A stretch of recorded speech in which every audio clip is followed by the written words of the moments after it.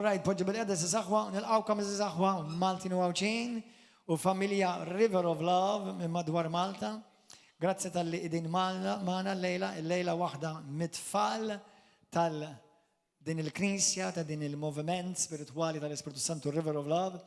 Bħalma taraw xi armar warajja minħabba li jumej oħra, jekkalajrit il-ġimma kbira, mis-seba l-qoddim hawnhekk ħajkun hawn prayer miracle service. Ħajkun hawn kant, tifħir, adorazzjoni, interċessjoni u ħajkun hawn ukoll talb għal dawk kollha li għandhom bżonn fejqan miraklu jew xi ħaġa mingħand il-mulej. Is-sibt fil-għaxija ħajkun hawn Resurrection Spectacular Service fejn ħajkun hawn gospel music, bosta kantanti, grupp kbir ta' kantanti ta' mużika gospel li ħajkunu qed ikantaw nhar is-sibt live bl-orkestra u bil-choir nhar is-sibt li ġej. Il-ħadd fil-għodu jekk għala jrid ikun il-ħadd il-kbir l-ikbar festa fil-Kristjaneżmu, ħajkonna wkoll communion service, ħajkonna ċelebrazzjoni tal-qawmin ta' Sidna Ġesu Kristu, plus li ħajkun hawn talb għal fejqan għal ħelsien għal dak kollu li għandhom bżonn. Inħeġġiġkom jekk inti tissegwina bħalissa online biex intom tkunu magħna f'dan il-weekend li ġej. U plus, il-ġimgħa d-dieħla, għal dak kollha tissegwu, nfakkarkom li l-ġimgħa d-dieħla bħallum ġimgħa tibda il-konferenza Holy Spirit Conference. Fej ħajkonna xi 3 kelliema minn barra minn Malta, ħajkonna il-wieħed mit-tfal li huma extended family li jgħix l-Ingilterra ma kien parti minn il-familja llum imur Bible College ġewwa l-Ingilterra ċertu Liam, Brother Liam. Ħajkonna magħna wkoll il-Pastora Nicola Di Biase mill-Italja. Umbat ħajkonna wkoll il-Ministru special guest il-student speċjali Pastor Andy Elmis minn ġewwa l-Ingilterra. Nħeġġiġkom biex naqdu magħna dil-konferenza ta' 5 ijiem sħaħ b'teachings, sessions fil-għodu l-ħamis il-ġimgħa u s-sibt mid-9 ta' fil-għodu sas-sieta wara nofsinhar u mbagħad fil-5 u fis-7 u mbagħad jekk alla jrid ħajkonna wkoll ħin fejn fil-konferenza ħajkun hemm talb għal fejqan, għal ħelsien, għal mirakli u għal dak kollu li inti għandek bżonn. Nħeġġiġkom titilfuwix għaliex f'5 ijiem tirċivu l-kelma, tirċivu ministrazzjoni, ħanejdukom toħorġu minn hawnhekk bomba. Amen? Mela, Fabien, fidejk sis qalbi. Gloria lil Molej. Ok, mela. L-ewwel ħaġa nixtieq nirringrazzja lil pastors tagħna li reġgħu tawni opportunità oħra biex inkun nista' nitla' hawnhekk naqsam il-kelma. Jekk jogħġobkom tqumu daqsxejn bil-wieqfa ħalli nitolbu flimkien u titolbu miegħi please. Jekk tista' forsi tagħmel li l-mużika, Brent, please. Thank you. Gloria lilek Mulej Qaddis u nirringrazzjak ta' dan il-ħin u ta' dan il-moment li jiena se nkun qiegħda hawnhekk bħala messaġġiera tiegħek, is-servjenta tiegħek Mulej Qaddis. Mulej, nitolbok missieri li tieħu over inti kif diġà ħadd Mulej Qaddis u li minn fommi ma joħroġ xejn ħlief kliemek Mulej Qaddis. Għajn Mulej Qaddis biex inkun sensittiva missier għal-kelma tiegħek li toħroġ anke dak il-ħin Mulej Qaddis. Hu over inti, xejn m'għandi tiegħi Mulej. U nirringrazzjak ta' dak kollu li inti tagħmel magħna Mulej Qaddis. U wkoll nitlob għal daw kollha missier biex dak il-messaġġ li inti għandek lesta lihom Mulej Qaddis jasal kif għandu jasal Mulej Qaddis. U jisimgħu u jarblu dak li inti għandek għalihom. Għal glorja kbira tiegħek Mulej Qaddis nitlob dan missier. Tinkew tisħu tpoġġu bil-qiegħda.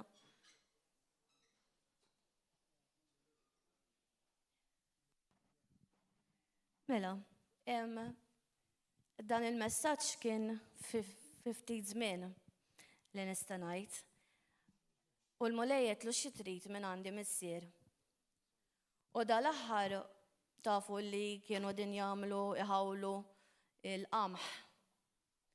U wasal fi ġmielu u hemm min diġà qata ġifieri, hemm mal-qata u hemm dal-aħħar rajt għax kont jiena ġejja hawnhekk kombinazzjoni l-bieraħ. U nara l-għalqa bil-qamħ. U għalli qamħa. U ma xem iżjed, tini iżjed Mulej Qaddis.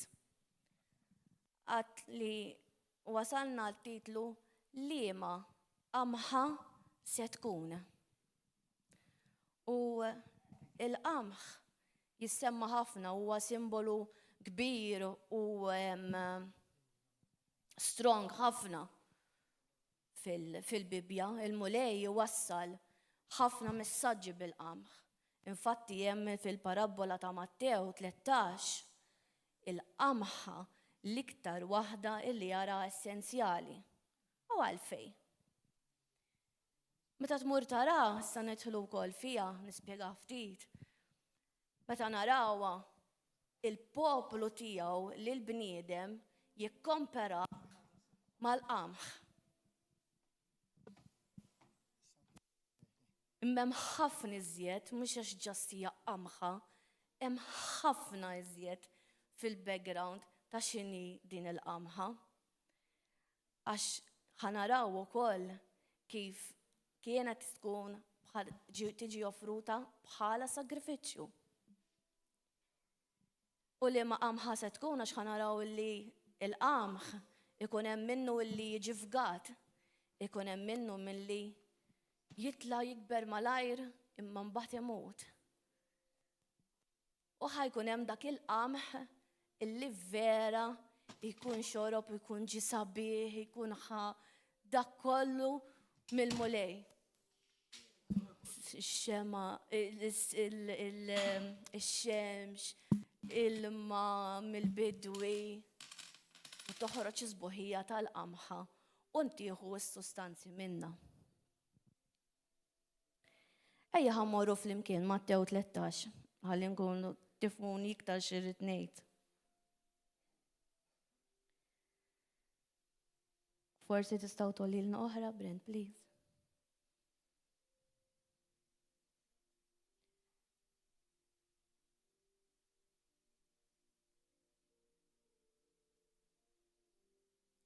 Mattew 13, vers 18.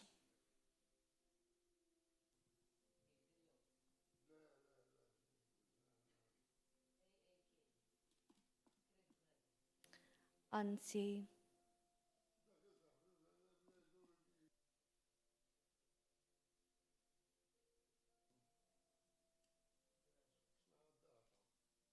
ammorru 18. Mela isimgħuha intom il-parabola ta' dak li ħareġ jiżra. Kull min jisma' l-kelma tas-saltna u ma jifhimiex jersaq il-ħażin u jisraqlu dak li jkun inżera f'qalbu. Dan huwa dak li nżera mal-mogħdija. Dak li nżera f'art kollha blat huwa dak li jisma' l-kelma u jilqaħħa minnu fih bil-ferħ. Qed taraw hawnhekk x'qed jgħid fid-dik li kien hemm lilna tqabbilna ma' dik il-qamħa li kienet fit-tarf bejn il-ħamrija u l-blat, ħadet dak l-eruq, ħadet dak ix-xemx għax li x-xemx tkun trid u kibret mill-ewwel. Ikun hemm dak il-persuna li tiekol mill-ewwel tibda tieħu, tibda tfaħħar il-mulej u tibda tsir tkun taf il-kelm iżjed tiegħu.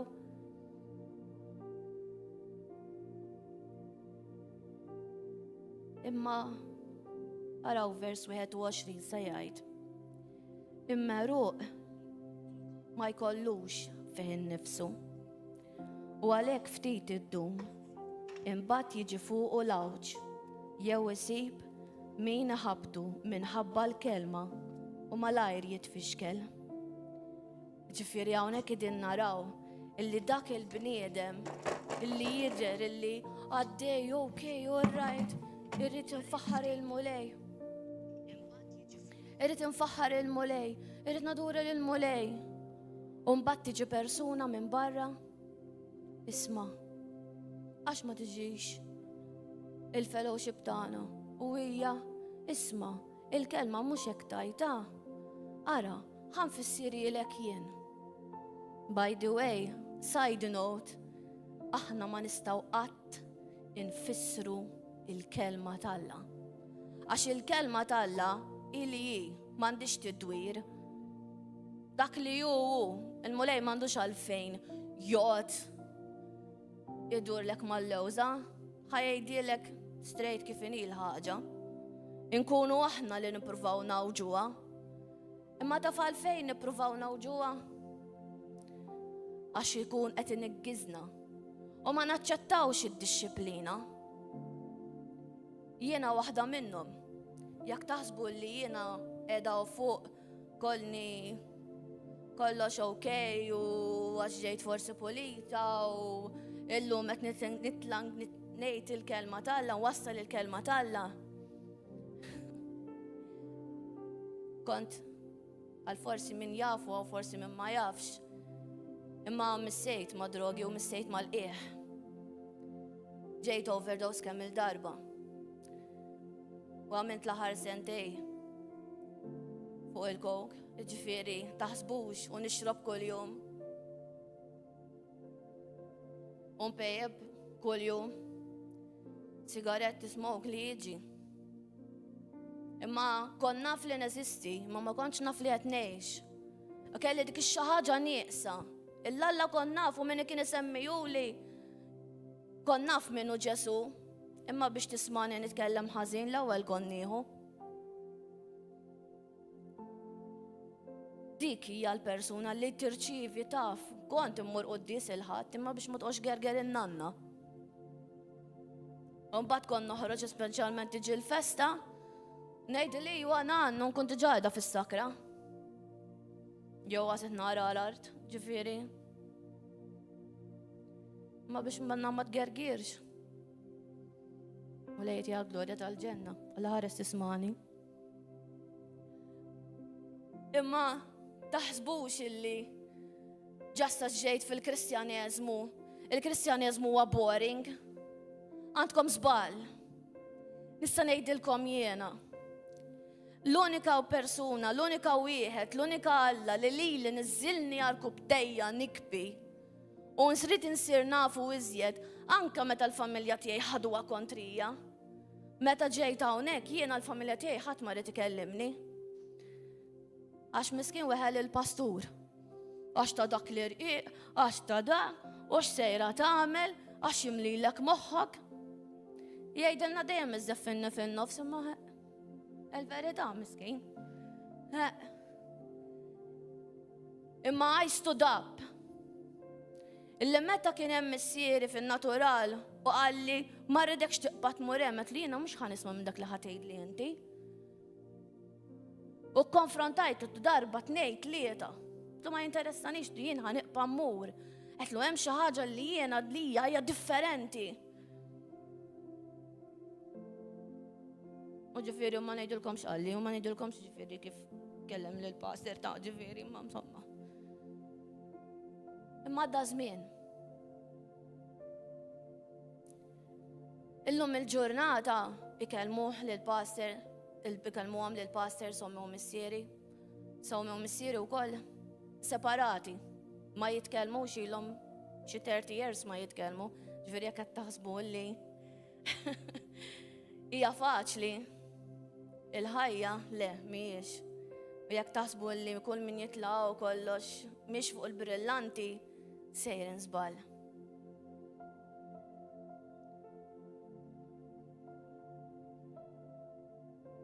Il-mulej kbir u narah dan għax naf li dak li seraq li l-għadu ħad li l-familja. Kont ħriġt ilha barra miż-żwieġ. Mux ma raġel tiegħi llum. U tellaqni ħallini b'xejn. Bla flus, bla karozza, bla saqaf fuq rasi, m'għandix fejn ndur. Ġellidni ma' kulħadd, ma nista' nkellem il-ħadd. Imma Alla ħadem il-bitzilla tiegħu u kont spiċċaj ġo home. Ħadem il-bitzilla tiegħu biex jinedaw.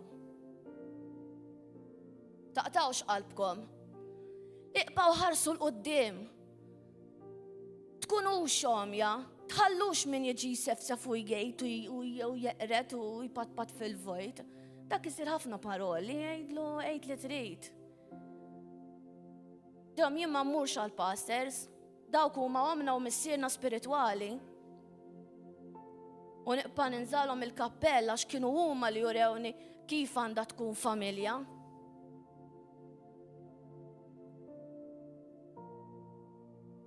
Id-tfal tagħhom Ġożaja u Mikajja salija jiena ħuti m'għandix. Imma għalija huma ħuti għalkemm huma ħuti fl-ispiritwal, għalija noħodhom anke ħuti fin-natural għax inni nafu minn kienu babies. Trabbew anke ma' t-tifla tiegħi, illum il-ġurnata t-tifla għandha 16 sena.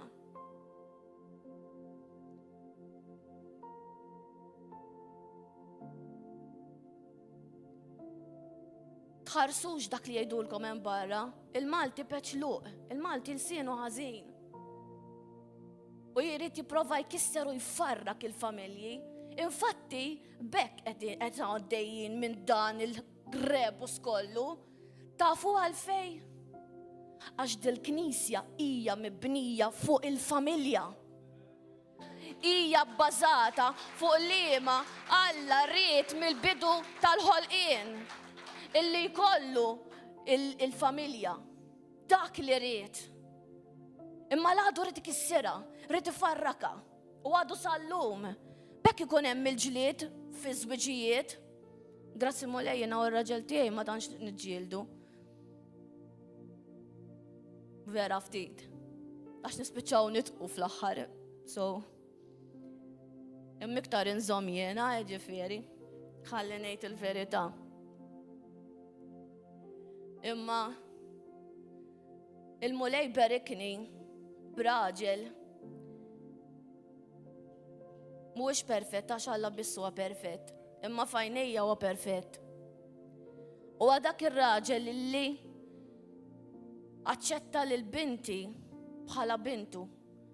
Għax jiena kontent min irid jaċċetta lili jrid jaċċetta t-tifla tiegħi. Għax jien dik msaħħalija warajja. U aċċettaħħa. U llum il-ġurnata ġifieri taħt ismu ma niddejjaqx ngħid. Għaddejna minn battalji, għaddejt minn ħafna.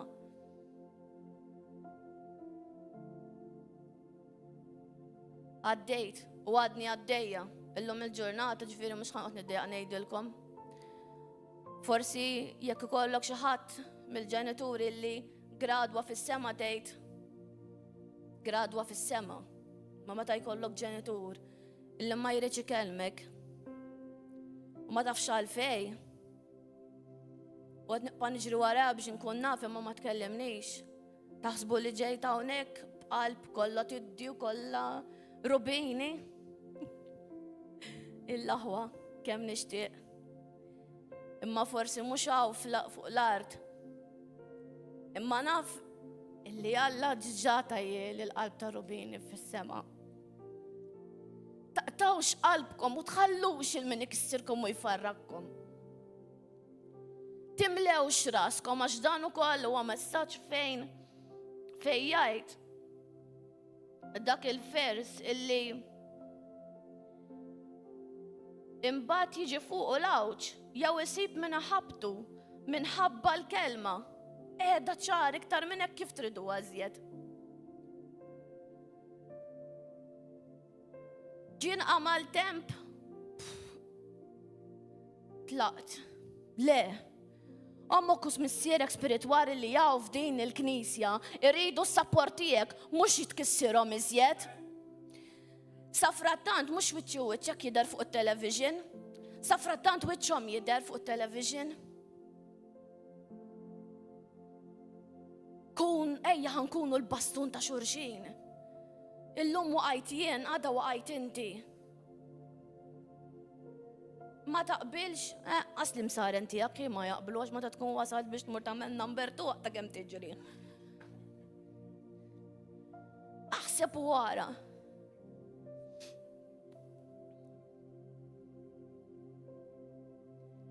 Tox titħak bi joħd.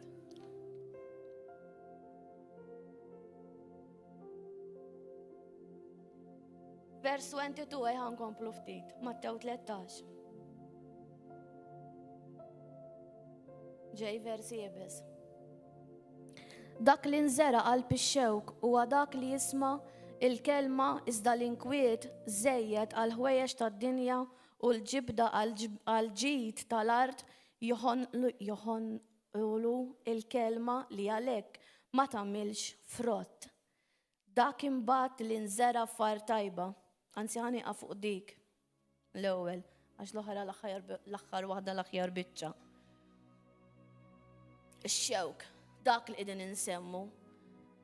Illi ħatati każ il-minu madwarek x'inhu jgħid.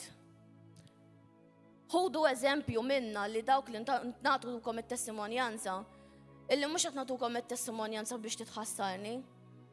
Ħanejdilek l-raħrija milli pjaċir titħassarni xejn. Mhux biex titħassru l-bniedem, imma biex jiena u inti nitalmu minn dak il-persuna. Għax forsi jiena għandi awċ u l-ieħor għandu awċ. Imma bl-awċ ta' xurxin nistgħu immexxu il-xurxin. Imma ma tistax tmexxi jekk int ħatkisser. L-unika ħaġa aħna bħala li qegħdin fiż-żgħażagħ, leaders taż-żgħażagħ, tridu tinkoraġġu l-żgħażagħ tagħkom jiġu l-fellowship, jiġu l-youths. Aħna niltaqgħu nhar ta' Ħadd fit-tlieta. Minn 13 jibqgħu tilejn sa 25. Jinqasmu l-gruppi, namlu ħafna magħhom. Infaħru lil mulej flimkien, nitolbu flimkien. Ma min triduhom il-lolietkom, ma nistem barra? Jekk ħadkun ħalluhom ma nistem barra, ħajjitkisru jitfarku. Għaliex? Għax nara minn tiegħi stess 17 sena, 16 sena u nofs. Il-peer pressure li jgħaddu minna kull jum it-tfal. Darba minna ma felħitx ċemplit li tikbi. Għad li ma niflaħx iktar niprofa noġob il-ħadd ieħor. Għettila dak li jilni niprofa nispjegalek binti. U tant ma felħitx iktar li kienet ġo tal-linja waqt li jgħu tgħidli. Ma stħaċ. Ma felħitx. U tqodux tajdu għax hemm il-gruppi u m'hemmx gruppi. Il-gruppi ma jsirux. Definitely not. Aħna mal-grupp tagħna definitely kif inhi mibnija l-Knisja, kif inhi hemm il-lejers ta' fuq il-Knisja, hekk aħna nagħmlu għax aħna rrid ikollna il-viżjoni tal-pastor. Mhux il-viżjoni tiegħi. Il-viżjoni tal-pastors.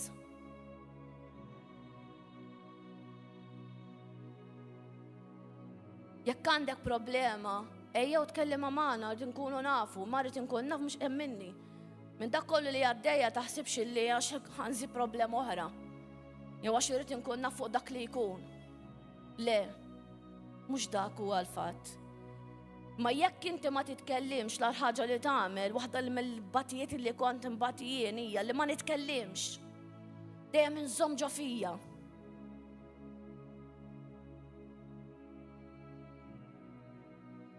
Meta żomm ġo fik iktar għar, għax ħadbati. U depressjoni tieklok. U tispiċċa tiġi suicidal. Bħalma kont ġejt ta' 23 sena. Għaddejt. Ma nixtieqkom illi forsi daw kollet narafna waġġieħ ġodda li ma taqtawx qalbkom. Tħarsux lura. Tatux każ x'jgħidu fuq Facebook, għax fuq Facebook jagħmlu ħafna arja u jsir ħafna bullying. Ma fil-verità ħadd ma jitkellem x'inhi l-verità. Ħlief għal grazzja tal-Alla l-pastor tagħna illi fit-13 sena qatt sakemm kien 13 sena li jilni nafhom jiena, il-kelma kienet u l-kelma baqgħet. Mela mhux il-pastor li qiegħed jitkellem, imma Alla li qed jitkellem minn fommhom. U l-leaders li komplew tilejn minn hawnhekk.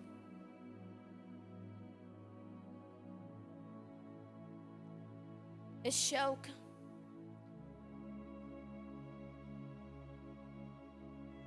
daqta sal il-memorja ta' Ġesu minn xi xadda. kemm għaddewh biż-żmien ir-Romani. Tafu li l-iskrittura tgħidlek illi laqqas biss ġadu baqa' jingħaraf minn bniedem għal monstru. U r-Romani daħlulu u jafsulu dik il-kuruna tax-xewk. Alla tilef kollox. Ġesu tilef kollox fil-ġisem. Ġesu tilef kollox fil-ġisem. Imma dak li kien hemm jgħix fih kien jgħix it-trijun u Alla u għan-nifsu għax kieku qas kien jasal biss. Infatti jgħidu li dak id-demm li ju tilef laqqas biss kien jiflaħ jitla minn fuq dik il-kolonna. Imma mexa u tela u baqa' sejjer. Għalija u għalik. Naħsbu ftit. Jixraq ilna?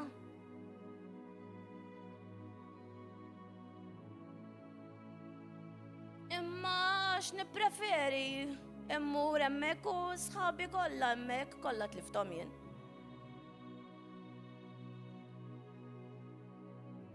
Għas il-familja stess fuq wirt. Iġġieldu kollha. Kollha konna qdusija u kollha konna bi professjoni għax jiena tabib u jiena daw kollha tzijiet tiegħi, kollha bil-businesses tagħhom. Min kilfu pulizija. Suppost, dawn huma nies ta' diċenza. Suppost. Imma nesew minn fejn ġew biex waslu sem. Illi n-nannit kellhom ibatu, omhom imsierhom. Aħna trabbejna ġol fawwara, in-nanna għexet hemm. Min forsi ġieli mar, hemm dik it-tela, minn fejn kien hemm dik il-kappella hemm il-ġibjun fih u patiela. In-nanna kienet titla bl-affarijiet biskuk. Stet fejn waslet. Hekk Ġesu għamel, neża kollox. U tela b'dak is-salib. Li suppost ġarrejna jiena u int. Li suppost qed inġorru jiena u int. Imma li dik ma naqbilx magħha għax iddejjaqni. Dik ma rridx inkellimha għax iġġielidna.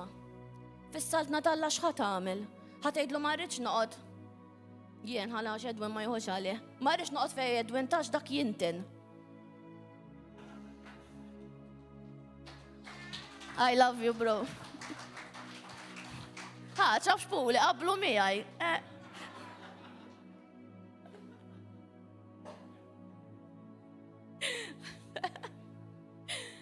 Iktar iżommu. Ir-riħat ikel. Sorry, bro, għaxxarum. Ok.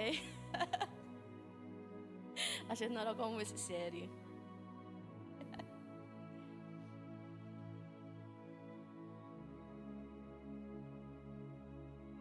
L-aħħar vers mhux ħanajdu għalissa, kida għas l-ispirtu tiegħi li għadu mhux il-waqt. Għall-aħħar vers. Mela, ejja ħankunu jiena u inti naħsbu ftit. Liema qamħa ħankun. Saqsu d-domanda naqfalkom, liema qamħa ħankun. Dik li meta jersaq il-ħażin u jisraqlu dak li jkun inżralu. Dak li jinżera fart kollha blat. Dak li nżera qalb ix-xewk u baqa' fgat. Imma għala l-qamħa fab. Għaliex lila? Għaliex? Mulej fidejk. Kif għattilkom fil-bidu il-qamħ huwa simbolu kbir fil-Bibja. U jintuża ħafna drabi biex jispjega u jfisser il-poplu tal-mulej, il-poplu. Il-ħolqien, x'aħna l-ħolqien tiegħu aħna maħluqin fuq l-immaġini tiegħu. Saw tmorru taraw Ġenesi 2:27. Ġenesi 2:27. Ejja noħolqu l-bniedem fuq l-immaġini tagħna. U ħolqu fuq l-immaġini tiegħu.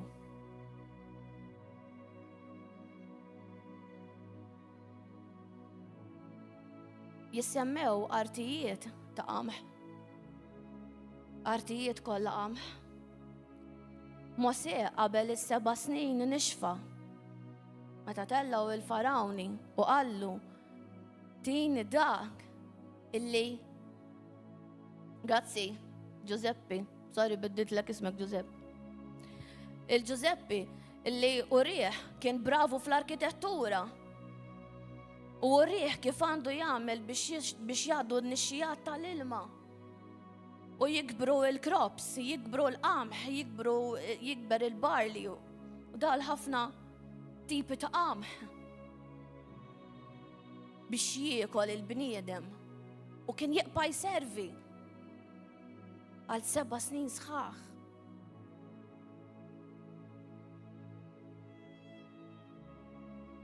Il-ħobs li kienu jippreparaw il-Leviti. Leviti huma qassisin kien bdihom Arun. Aħna ngħidulu l-ħobs għażmu. Ħobs bl-ħmira. Ma l-isbaħ biċċa mhux ħanajdilkom għadu kmieni. Ħanaraw li hemm żewġ simboli. Illi l-qam huwa biex jitmal il-bniedem. U huwa ħobs bħala offerta. Ġesu, grazzi Mulej. Ġesu x'kienu wara? Waqt l-ikla u qasam il-ħobs. Dan huwa ġismi bl-ħmira. Imma fih il-qamħa, fih is-saħħa, fih dak l-ikel li jtik is-saħħa li timxi il-qoddim. Illum il-ġurnata kif ġiet dik il-kelma? Tista' tismagħha u tista' taqraħħa. Kulħadd ħafna pruvaw ikissru għall-kelma tal-Alla, imma ħadd għadu ma rnexxielu jkissirha u ħadd mhu se jirnexxielu jkissirha f'isem Ġesu Kristu.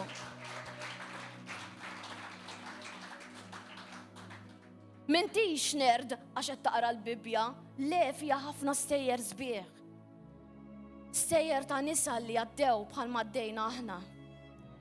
Stejjer ta' rġiel li kien hemm minnhom kien jħobb jisker Noa. Kien iħobb il-qatra. Job, miskin, dak jeqret imma. Kan ma nixxieli, nġilet mal-ktib tiegħu dak biex naqra, kien jeqret ħafna. Ma miskin kien għaddej minn ħafna tbatija. Ħadlu kollox ladu. Jekk taqraw, morru qraw Job li tela Luċifru qudiem Alla u sfidah illi m'hemm ħadd fuq dik l-art illi jrid ifaħrek. Ma qallu hemm wieħed. Mislux ħajtu u hekk qed jagħmlilna Alla, hekk qed jgħidlu lil-għadu. Missilhomx ħajjithom. Mela Luċifru jkollu jobdi bil-fors. Anke jekk irida tal-Alla, għax dak li jgħid Alla hu mhux dak li ngħid jien. Jew ngħajjar il-ħadd ieħor li għax dawk jaħasra ma jafux daqsi ta' dawk babies. Baby jien ta' xodek ma wasalt imkien.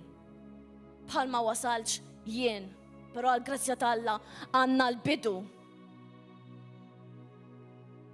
Ħallix dik il-gburija ġo qalbek. Tkissrek u tfarkek. Ejja ma nħallux, imma nimxu b'umiltà u nħarsu lej il-ġenituri tagħna.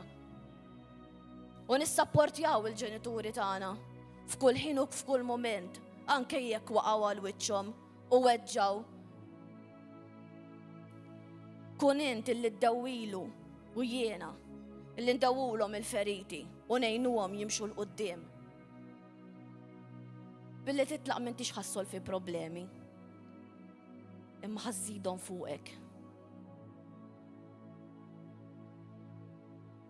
Jiena u inti jridu nikbru fi Kristu u ma' Kristu. Mhux ma' ċekku ma' Peppi, għax il-bniedem mu xejn.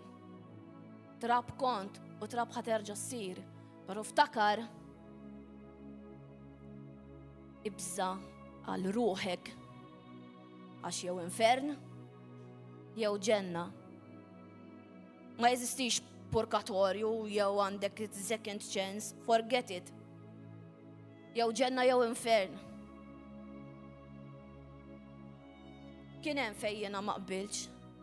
Kien hemm affarijiet illi forsi għamilt in-nervi bħat-tfal iż-żgħar, ġieli forsi kien hemm min semani ngħidha għax ma qbilx mal-pastor u qodtek fuq wara nagħmel in-nervi norbot idejja.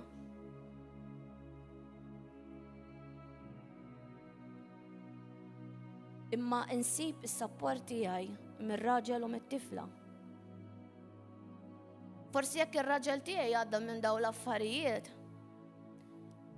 sab sapport minn għandi u minn għand it-tifla. U viċa versa t-tifla illi sabet sapport minn għandna tnej biex tħares u timxi l-qoddim illi Alla mu se jitilqek qatt. Forsi jitlaq kulħadd ma dak ma jitlaq qatt. Baqa miexi magħna, qed jimxi magħna, jagħtaw kuljum, jistenna lili u lilek. Ninaqdu bħala familja. Ftakru dejjem li din il-Knisja hija bbażata fuq familja. Kif minn dejjem kien u minn dejjem ried mill-bidu. Glorja lilek Mulej Qaddis.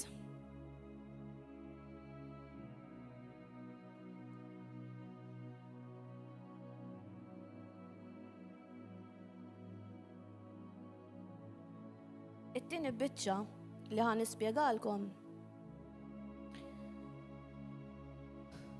Ejja ħammorru naqraw il-parabola. Nara ktibtix tajba ta'. Bear with me.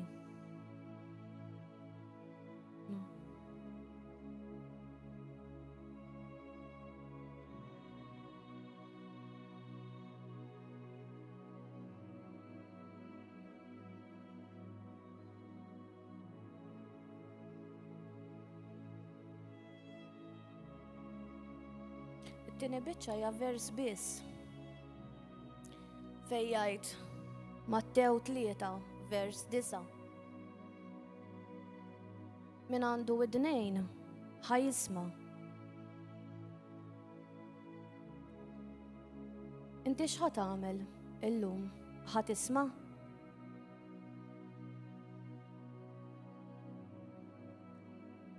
Jew ħadd tkun dak il-persuna li ħatħallih jgħaddi għaddej mar-riħ.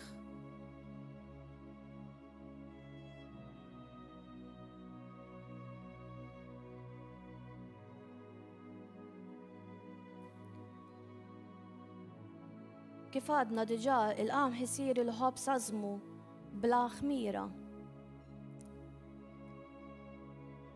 Huwa simbolu ta' tneħħija ta' dnub.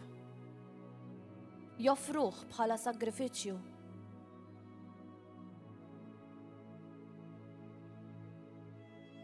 Wasalt fl-aħjar biċċa.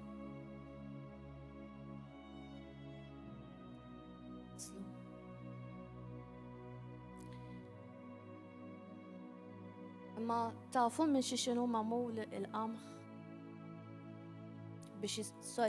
Tafu xi jsir minnu l-qamħ biex isir ħobs għażmu?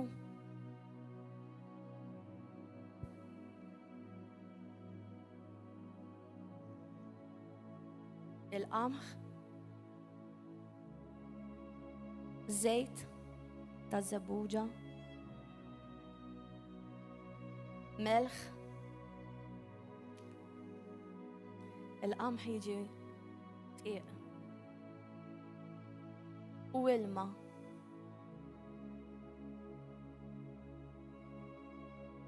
Il-bieraħ ġietni rivelazzjoni ta' daw l-4 affarijiet. Il-qamħ li jiġi tqiq, iż-żejt ta' żebbuġa, melħ u ilma. U se ngħidilkom għalfej ħataraw għallum tant illi l-mulej ixabbaħna ma' qamħa. Xi jsir once illi hu jaġnek u inti tissir dik il-ħobża illi minnek ħajjittiekel. Imma x'ħajjittiekel?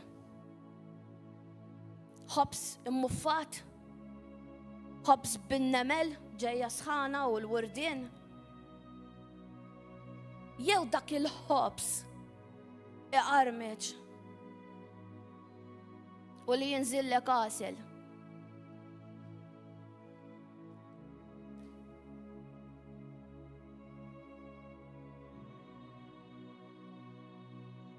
Naraw illi it-qiq il-wit jużawh ejja mmorru fl-imkien malajr. Mmorru Levitiku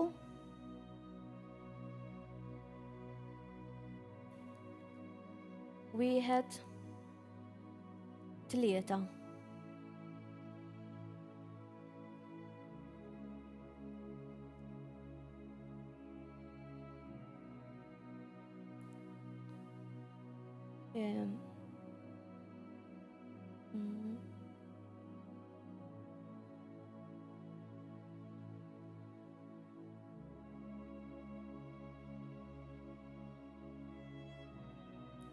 Skużawni, tal-aħwa.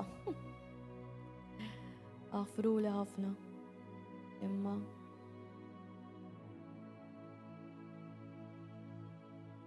ktibta ħażin.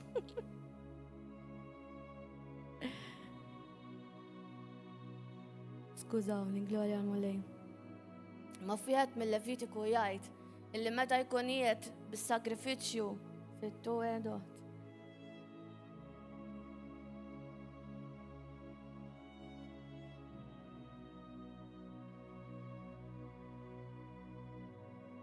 Grazzi uħti, nħobbok. Thank you. Levitiku 2:1. Ma nafx fejn ktibt 1:3. Naħseb xibdejt nara l-ħin. Meta xi ħadd irid jagħmel offerta tal-qmuħ lil-mulej, għandu joffri smid u jsawwab fuqha żejt u jixħed fuqha l-inċens. Iġibant il-qassisin u l-etaron u l-qassis jieħu daqs qabda di smid biż-żejt u l-inċens u jaħraqa b'tifkira fuq l-artal. Ħruq briħat fuq quddiem il-mulej.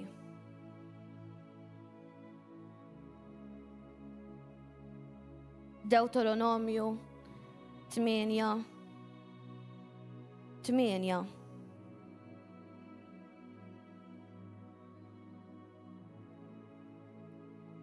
Eħa morru 7.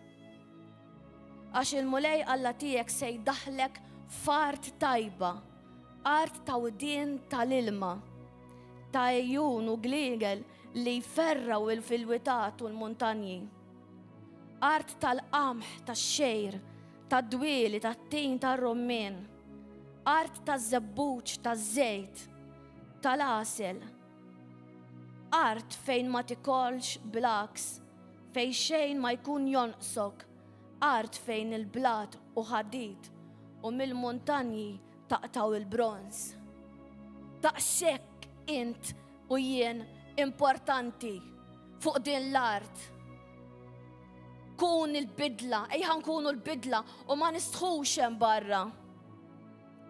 Tistħix turi minnu Ġesu, tistħix tiddejjaqx tħalli il-Kristu jitkellem minn fommok u jarawk differenti. Ftakar illi inti uniku qoddim Alla. Jiena mod u ħaddieħor ieħor. Ħadd maħna l-istess, però ftakar li dawk il-biċċiet jinaqdu ġisem wieħed u niġu il-ġisem ta' Kristu. Iż-żejt huwa sinifikat ta' ferħ u saħħa u vera. U huwa wkoll ta' barka. Għax qabel kienu ibirku il-dak li jkun, they anoint him. Jamlulu l-unzjoni biż-żejt. Ara kemm importanti. Ejja ħammorru fl-imkien. Esodu 30 22. Il-mulej kellem lil-Mosè u qallu: ħu mill-aħjar ħwawar 500 shekel ta' mirra safja daqs nofsa kannella tfuħ, iġifieri 250 shekel oħra qasab tal-fwieħa. 5000 shekel kesja skont ix-shekel santwarju u ħin iż-żejt taż-żebbuġ. B'dawn kollha tagħmel iż-żejt għadlik imqaddes. Fwieħa maħduma bis-sena ta' fewwieħ ikun żejt ikkonsagrat għall-unzjonijiet. Bih int tidlek it-tinda tal-laqa u tal-arka tax-xhieda miktuba. Il-mejda u t-tamir kollu tagħha, l-imnara u l-bċejjeċ kollha, l-artal tal-inċens u l-artal tas-sagrifiċċju tal-ħruq bit-tamir kollu tiegħu u l-ħawd u l-maqat tiegħu. Ma jfissirx li inti għandek, inti għandna mmorru u naħarqu l-affarijiet. Le. Għax il-qamħa int trid tinħaraq taħraq dak kollu li mhuwiex ġej minn Alla. Taħraq dak kollu illi lilek qed itelfek jkissrek u jfarkek. Dawk l-strongholds u l-bondages li għandek mal-passat titfarrakom, titqaċċad. Hemm bżonn tiġi waħdek, hemm bżonn hemm bżonn li titqaċċad u titkisser u jitlaq dak kollu li mhux ġej minn Alla biex inti biex lilek jirfinak, lilu lilek jirfinawk. Il-melħ ħammorru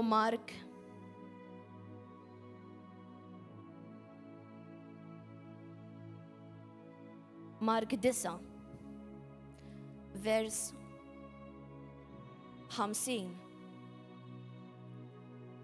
Tajjeb il-melħ, iżda jekk il-melħ jaqta biex terġaw tagħtuh it-tom biex ħaterġaw tagħtuh it-toma tiegħu.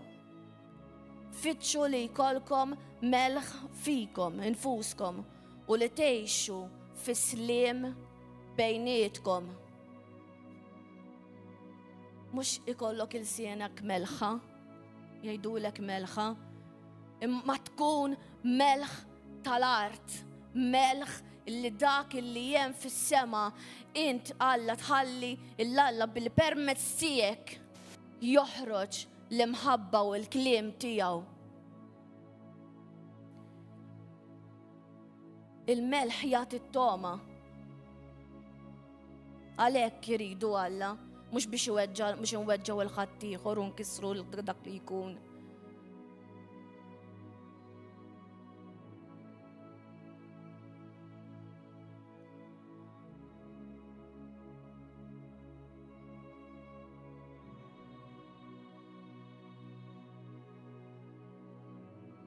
Immorru Levitiku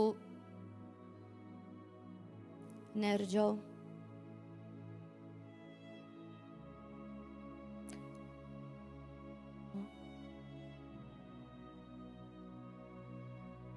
Ejja ċaħdem. Ejja l-mobile. ħammaru għall-aħħar wieħed, ħammaru għall-ilma. Ejja ħammaru Proverbji. L-ilma huwa dak li jsaffi. Vera? L-ilma nużawh biex l-ilna isaffina minn ġewwa u jnaddafna. Nużawh biex naħaslu.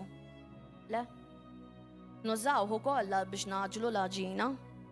Ġifieri issa ħaninaqdu, issa ħajaqqadna l-mulej.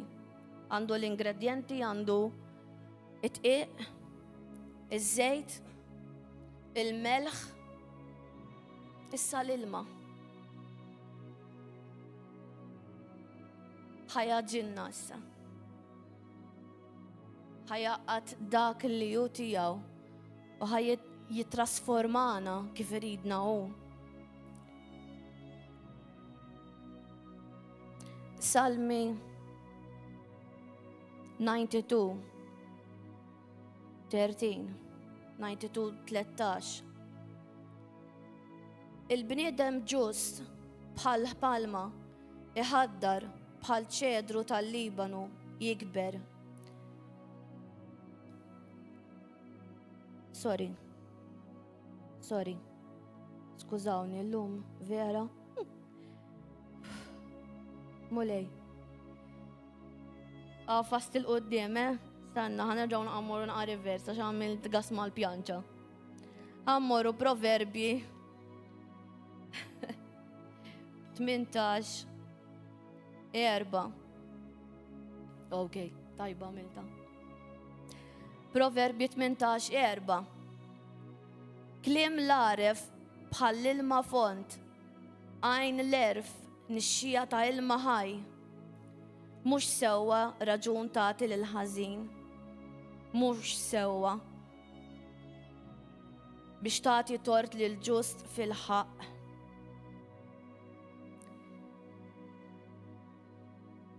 Iżajija 41, 18.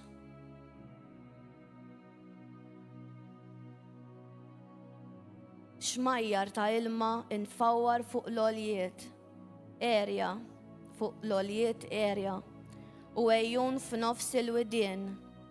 Nibdel id-deżert fadira ilma, u l-art niexfa fejjun ta' ilma.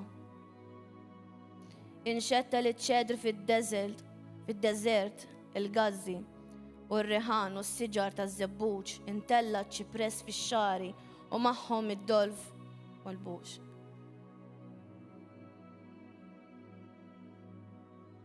Għadna, once illi aħna ġejna għaw u tajna ħajjitna li sidna Ġesu Kristu.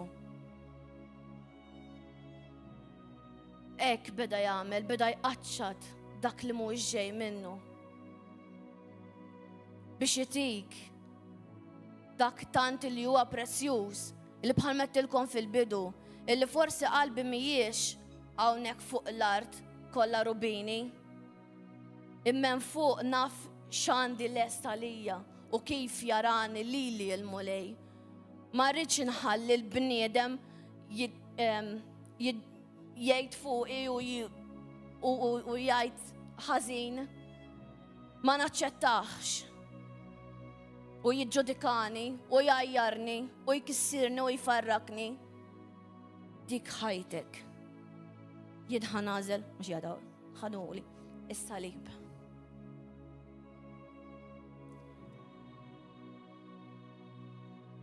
Għax dak biss ħajqba jfakkarni. Brother, jekk forsi trid titla'.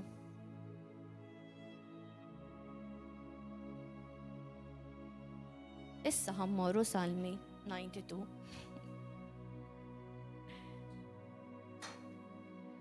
Glorja lilek Mulej Qaddis.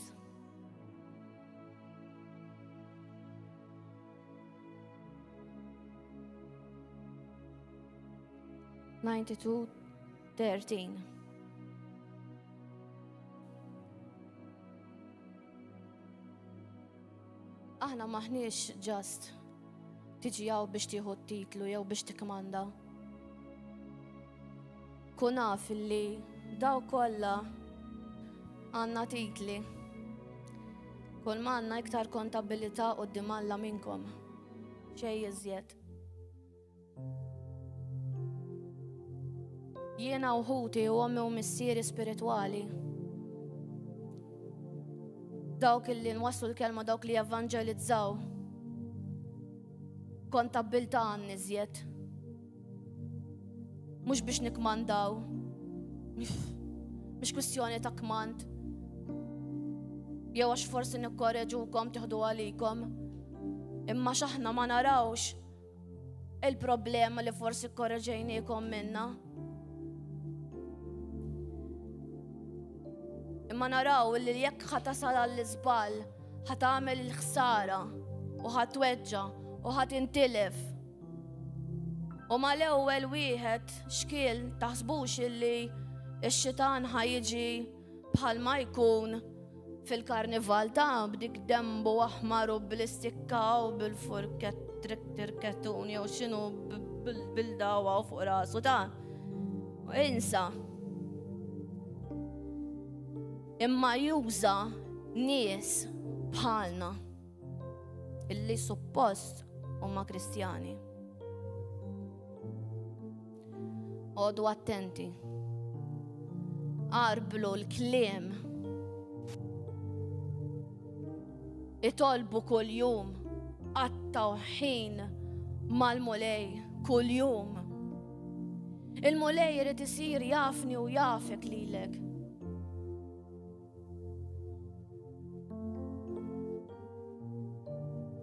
Irid isir jafek intimament, mhux ġast. U hija, orajt Marju kif aħna. Le, mhux hekk. Ħin miegħu li tixxierek miegħu, titkellem miegħu. Aħna fid-dar il-ġdida mill-ewwel minn kif rajt il-pjanta għatlu dik il-war room tiegħi. L-bathroom, l-kamra tas-sodda, l-kċina xejn. L-ewwel imma rajt hi biex ikolli war room. War room ġifieri hija kamra fejn inti titkellem mal-mulej u tkun f'intimità mal-mulej, tidħol fil-purità mal-mulej u tmur kontra dawk il-bondages u l-strongholds u tkeskis li għandek ġo moħħok kontra dik u kontra liħor. U għax hija bil-mustaċċi, u għax hija xaru bajdu, u għax dak hekk, u għax... Le, mhux dak.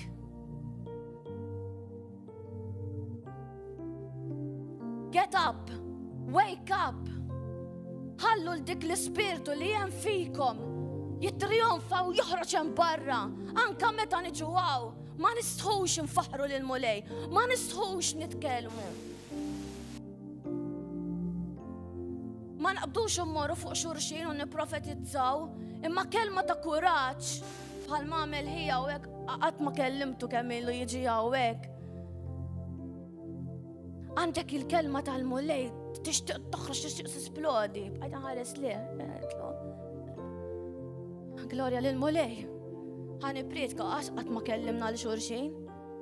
Dak hu s-saltna talla, dik hija l-ġisem talla. Inti tgħin lili u jien ngħin lilek. Inti tifhimni u jiena nifhmek. Però tapprofittax misbuħija talla u mill-grazzja talla.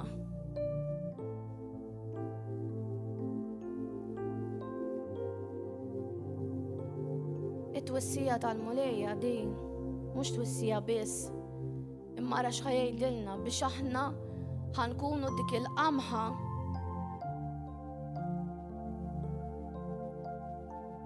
illi tinżera f'art tajba u jkollha l-eruq.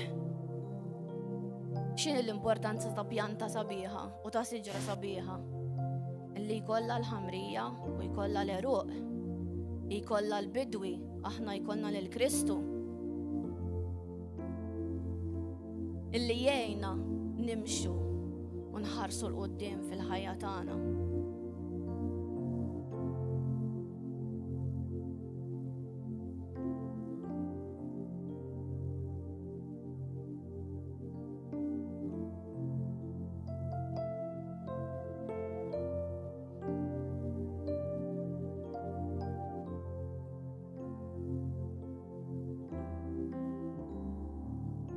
Morru Matteo ħalli naqraw l-isbaħ vers li huwa llum li ħanalqu wkoll. Glorja lil Mulej, u nirringrazzjax anka jiena tberikt u rreverali ħafna affarijiet.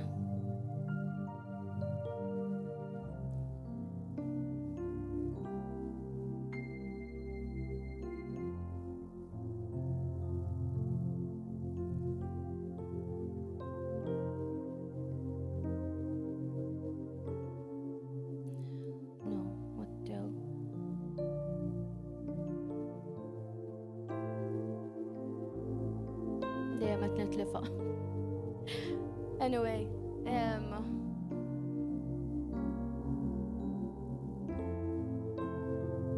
skużawni, ma nafx jiġrali l-lum. However, u telaq jiġri brija l-Mulej.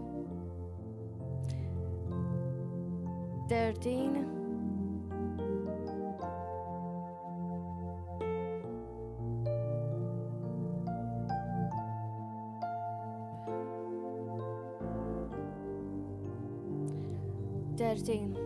Imsom anyway. Għaw waħda sabiħa u koll li jgħidlek hija ta' bil-ħaq li żar fost iż-żerriq imma mledika. Okay. Glorja lil Mulej. Glorja lil Mulej. Illi l-aħħar qamħa illi jgħid illi tiqbemmek u titħaddar u ssir sabiħa, hekk aħna nkunu bħal dik il-qamħa. Tinsewx, so għażlu liema qamħa tridu tkunu. Hemm erba'.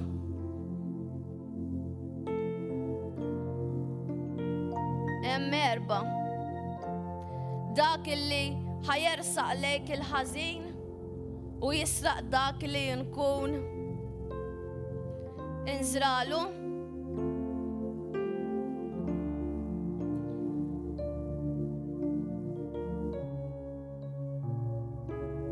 Ma nafx. Fideh, issa fideh. Ħatkun dik il-qamħa dak li nżera f'art kollha blat. Dak li nżera qalb ix-xewk. Jew ħatkun il-qamħa li nżera f'art tajba li huwa dak illi ħanwasslu l-kelma tal-Alla kif suppost. U ħatkunu ta' eżempju lil Mulej. Glorja lil Mulej. Pastor. Okay.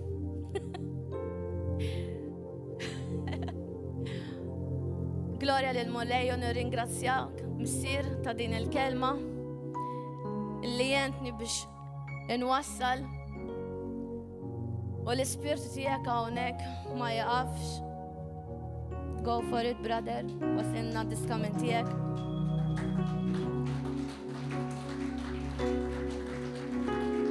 Jekk għadek ma tajtx ħajtek il-Mulej, YouTube, jekk għadek ma tajtx ħajtek il-Mulej, għamel mezz u li tagħti ħajtek tiġri lej Kristu, għax wasalna fl-aħħar żminijiet.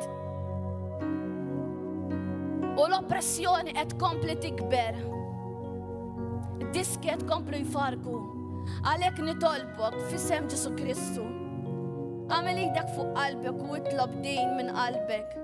Missier qaddis, nistiednek Mulej biex tpoġġi fuq it-tron ta' qalbi. Aħfirli ta' dak li nafu ta' dak li ma nafx. U niddikjara f'isem ibnek Ġesu Kristu illi tkompli tarrafni u tgħinni biex nimxi l-qudiem fuq din l-art biex inwassal il-kelma tiegħek. Għal glorja kbira tiegħek nitlob dan Mulej qaddis.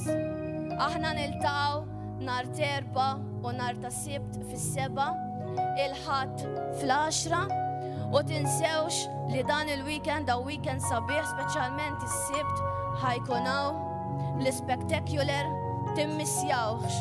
U next week ħajkunaw ukoll il-konferenza, waħda mill-isbaħ konferenzi, l-Holy Spirit Conference. God bless you u narawkom.